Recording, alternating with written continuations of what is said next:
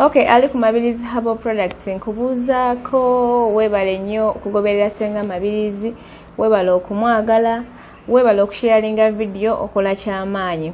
Olwaleero nno nzize kwogera ku bakyala bannakazadde b'eggwanga.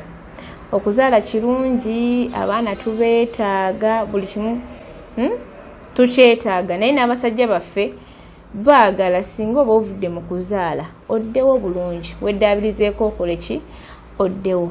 Kati nno mu ekyo abakyala oyinza obutakitegeera bulungi kyenkunnyonnyola, naye tunuulire ekkubo omwana mwayita okufuluma.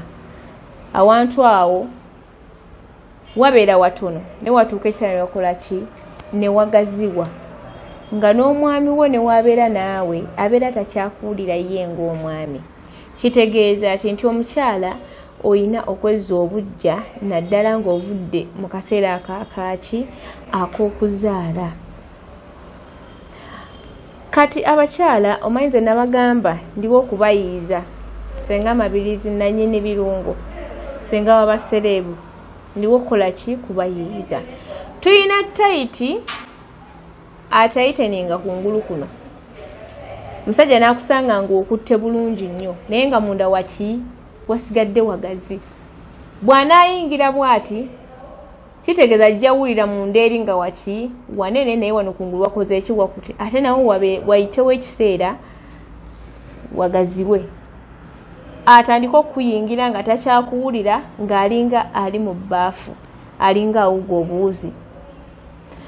So gwe mukyala munnange ali eyo oyagala okuwonya ekizibu ekyo, obeere nga tayiti ogiyina kuviira ddala munda.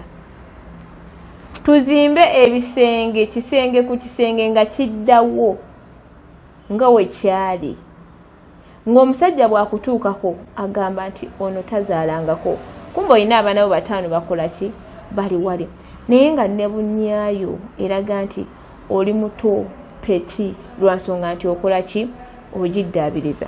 Awo nno ne nkuleetera akadagala kano, okalaba kali mu kacupa kaneeno. Akadagala kano kafunza okuviira ddala eri munda, kajja kazimba ebisenge byaffe okusobola okubeera nga biki, nga bifunda, ate ne kayambako ku infection nammwe abasiiyibwa munda.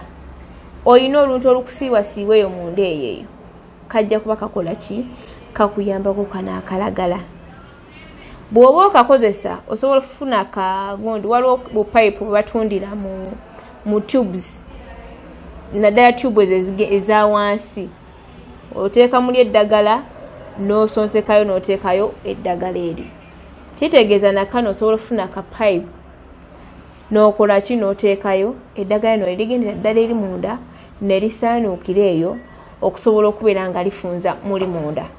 Oli ayinza okugamba nti we mbiteekayo tebirina buzibu ku nnabaana yange, kubanga nnabaana tukimanyi nti eri awo kumpi. Ekintu kyonna kyonna ky'oteekayo kigikola ki, kigituukako. Lino eddagala mukwano terina side effect yonna gyeyinza kutuukako gwe ng'omukyala okuleka okulongoosa obulongoosa. Liyamba ku ggwe avaamu akaswa akabi, ovaamu amazzi agakola ki, lirongoosa wansi.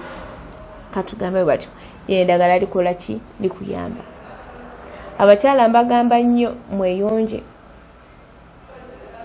beera buli kiseera ng'oli mwetegefu omwami wonna waakusangira, ng'ojjamu welkaminga nga tolina kyeweeraliikirira. Bwe kuba kumwamumwa omwami akutuukeko nga weeyanjala bulungi, ebyo ebyokujja nga ofundawo okitegeeza olina kyewokola ki, kyeweekengera. Abakyala mufunze nnabunyaaza mmwe nga mukozesa eddagala lino. Ddagala si lya ssente nningi, ndokalaba okakozesa okumala emyezi gyo nga 3 ng'olikka n'akantu, naye kagula akasente katono nnyo. Buli muntu kajja mu nsawo ye, kankubuulire, buli muntu kajja mu nsawo yo, ogaana bugaanyi kwefaako.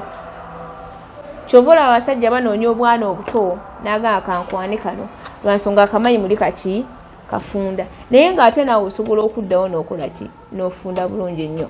So bamikwano mweddaabirize. Nze Ssenga Mabirizi, Ssenga w'abasereebu, nsangibwa Mulago ku 2 opposite ne Church ya Kakande.